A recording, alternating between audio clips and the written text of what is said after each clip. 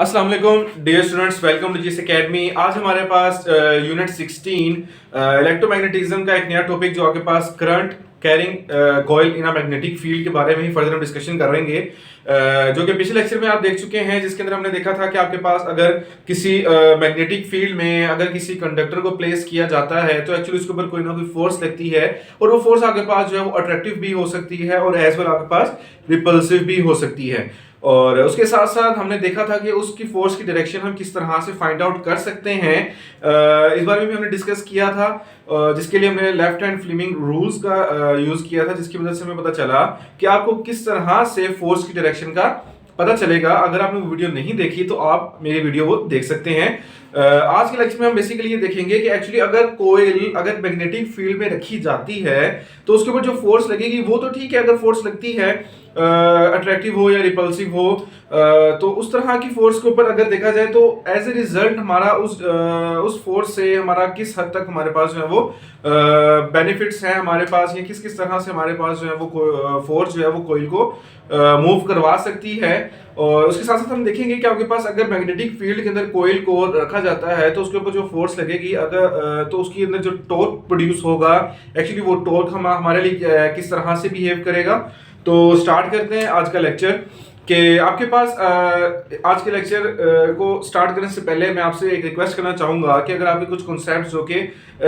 इस वीडियो के लिए ज़रूरी हैं और अगर आपको लगे कि आपको उन कॉन्सेप्ट्स का नहीं पता तो आप काइंडली मेरी प्रीवियस वीडियोस को लाजमी देखें, क्योंकि कॉन्सेप्चुअल वाइज आपके पास टॉपिक चल रहे हैं। अगर आपको प्रीवियस वीडियोस के बारे में नहीं पता होगा तो यहाँ पर सॉरी फॉर दैट आप वो कॉन्सेप्ट्स अच्छी तरह ग्रैप नहीं कर सकेंगे। तो स्टार्ट करते हैं। आप देख सकते हैं मैंने एक डायग्राम है जिसकी तरफ देख सकते हैं कि आपके पास एक परमानेंट मैग्नेट यूज किया जा रहा है, नॉर्थ पोल और उसका साउथ पोल है। कुछ इस तरह से मैंने मैग्नेट आपके पास रखा है, होर्स शू मैग्नेट टाइप है। तो उसके अंदर मैंने देखा कि देखेंगे मैंने एक कोयल प्लेस की है और ये कोयल कुछ इस तरह से प्लेस की है कि ये एक पॉइंट पर फिक्स है और दैट कैन बी रोटेट, कि आपके पास जो ये कोयल है ये रोटेट कर सकती है इस लाइन ऑफ एक्शन के क्रॉस, ठीक है। तो मीन टू से कि एक पॉइंट पे फिक्स की गई है, अगर इसको रोटेट करवाने की कोशिश की जाए तो ये रोटेट कर सकती है। तो लेफ्ट हैंड फ्लेमिंग रूल में हमने ये डिस्कस किया था कि आपके पास अगर आपके पास जो फोर फिंगर है वो आपके पास मैग्नेटिक फील्ड की डायरेक्शन में हो और आपके पास जो मिडिल फिंगर है अगर वो करंट की डायरेक्शन में हो तो थंब आपके पास जो है वो फोर्स की डायरेक्शन को इंडिकेट करता है। तो सेम कॉन्सेप्ट यहाँ पर भी है। आप देख सकते हैं कि इस कॉइल को मैंने एक एक्सटर्नल बैटरी के साथ कनेक्ट किया है और उसमें से करंट फ्लो कर रहा है कुछ इस तरह से, ठीक है। कोयल के आपके पास राइट साइड से करंट अपवर्ड मूव कर रहा है जबकि दूसरी साइड से आपके पास करंट जो है वो डाउनवर्ड मूव कर रहा है। तो अगर मैं लेफ्ट हैंड रूल यहाँ पर इंप्लीमेंट करता हूँ कुछ इस तरह से कि मैं अपनी मिडिल फिंगर को करंट की डायरेक्शन में रखता हूँ, लेफ्ट हैंड को, ठीक है। लेफ्ट हैंड को अगर मैं करंट की डायरेक्शन में रखता हूँ और जो मेरी फोर फिंगर है अगर इसको मैग्नेटिक फील्ड की डायरेक्शन में रखा जाए तो मेरा थंब मुझे बताएगा कि फोर्स की डायरेक्शन क्या होगी, ठीक है। Let's take a break for अजान। So after the break left hand rule अगर हम स्विमिंग यहाँ पे अप्लाई करते हैं, मैंने हमको कहा कि अगर आपकी middle finger in the direction of current हो और फोर फिंगर अगर आपके पास जो है वो मैग्नेटिक फील्ड के डायरेक्शन में, चूंकि मैग्नेटिक फील्ड आपके पास नॉर्थ से साउथ की तरफ ट्रेवल करनी है तो थंब आपको बताएगा कि फोर्स किस डायरेक्शन में लगेगी। तो फोर्स किस डायरेक्शन में लग रही है कि आउटवर्ड फ्रॉम द बोर्ड, के बोर्ड से बाहर की तरफ आपके पास फोर्स लगेगी। इट मींस कि इस पॉइंट पर, इस पोर्शन पर, इस साइड पर जो कॉइल है आपके पास, इस पर जो फोर्स है वो आपके पास आउटवर्ड लग रही है। जबकि अगर दूसरे सिनेरियो को देखा जाए कि आपके पास मिडिल फिंगर जो है, मिडिल फिंगर को हम रखेंगे करंट की डायरेक्शन में और जो आपके पास फोर फिंगर होगी, फोर फिंगर को मैं रखूंगा मैग्नेटिक फील्ड की डायरेक्शन में, तो थंब मेरा जो है वो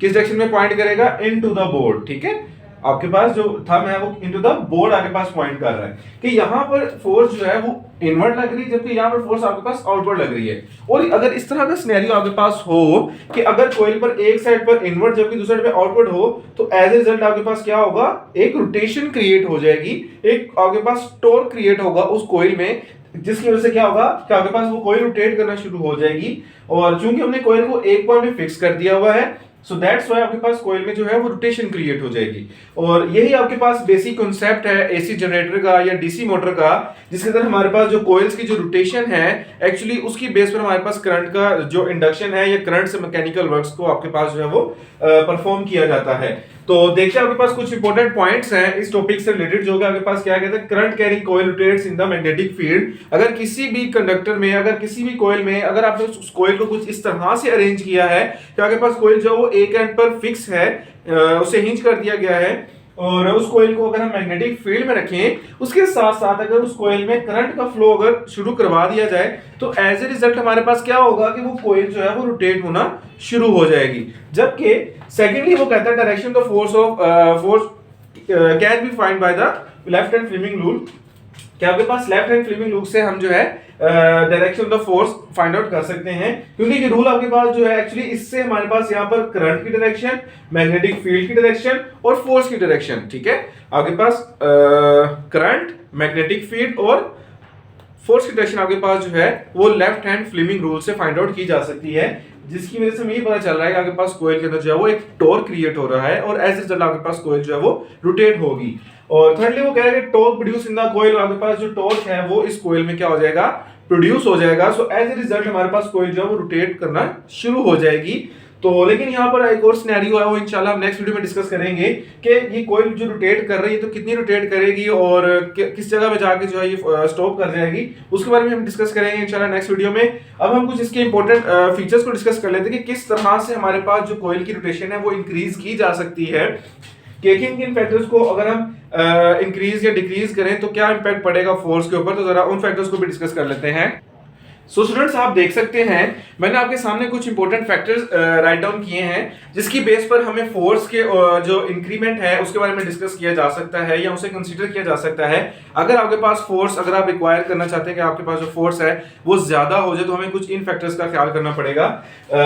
चूंकि प्रीवियस वीडियोस के अंदर हम ये देख चुके हैं कि अगर आपके पास मैग्नेटिक फील्ड अगर स्ट्रॉन्ग कर दी जाए, तो अगर स्ट्रॉन्ग कर दी जाए तो इट मींस कि आपके पास उसकी मैग्नेटिक फील्ड स्ट्रेंथ भी ज्यादा हो गई है, और अगर मैग्नेटिक फील्ड स्ट्रेंथ ज्यादा हो गई तो एज ए रिजल्ट आपके पास इस कॉइल में से मैग्नेटिक फील्ड लाइन जो पास करेंगी वो स्ट्रॉन्ग पास करेंगी, और यू कैन से कि आपके पास वो ज्यादा अमाउंट में ज्यादा मैग्नेटिक फील्ड आपके पास पास करेगी। सेकेंडली आपके पास जो है वो कहता है एरिया ऑफ द लूप, कि आपके पास जो लूप हमने लगाया है इस कॉइल का, अगर हम इसका एरिया ज्यादा कर दें, यानी कि ज्यादा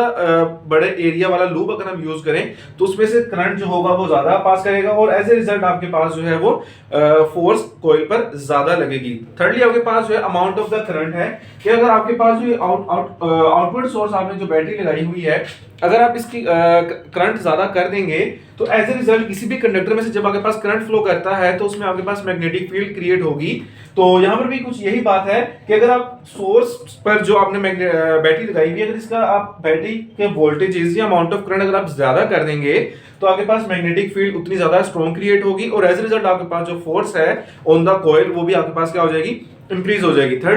फोर्थ में आपके पास जो कहता है number of turns of the coil, कि हम यहाँ पर फिलहाल सिंपल एक लूप यूज कर रहे हैं कॉइल का, लेकिन अगर हम इस तरह से कुछ मल्टीपल लूप्स यूज कर लें, जिससे एक्चुअली में क्या होगा कि लेंथ ऑफ द वायर आपके पास क्या हो जाएगी, इंक्रीज कर जाएगी। तो जब आपके पास length of the wire increase करेगी तो उसमें आपके पास एक सोलिनॉइड वाला कॉन्सेप्ट आ जाएगा, जिसके अंदर आपके पास हर कॉइल की अपनी मैग्नेटिक फील्ड क्रिएट होगी, और ऐसे रिजल्ट हमारे पास जो कॉइल होगी उसके ऊपर फोर्स भी जो होगी वो काफी ज्यादा लगना शुरू हो जाएगी। तो इन कुछ चार फैक्टर्स की बेस पर हमारे पास जो कॉइल है in the permanent magnetic field, आपके पास उसके ऊपर जो फोर्स है वो इंक्रीज की जा सकती है या डिक्रीज की जा सकती है। तो आई होप सो आज की वीडियो में आपके जो कॉन्सेप्ट्स हैं current carrying coil in magnetic field से रिलेटेड जो कॉन्सेप्ट है आपके क्लियर हुए होंगे। अगर आपको कोई कॉन्सेप्ट अगर लूज है तो आप मुझसे कमेंट सेक्शन में मुझसे लाजमी पूछें, मैं इंशाल्लाह आपके क्यूरीज का आंसर जरूर करूंगा। नेक्स्ट वीडियो का अपना ख्याल रखें। खुदा हाफिज।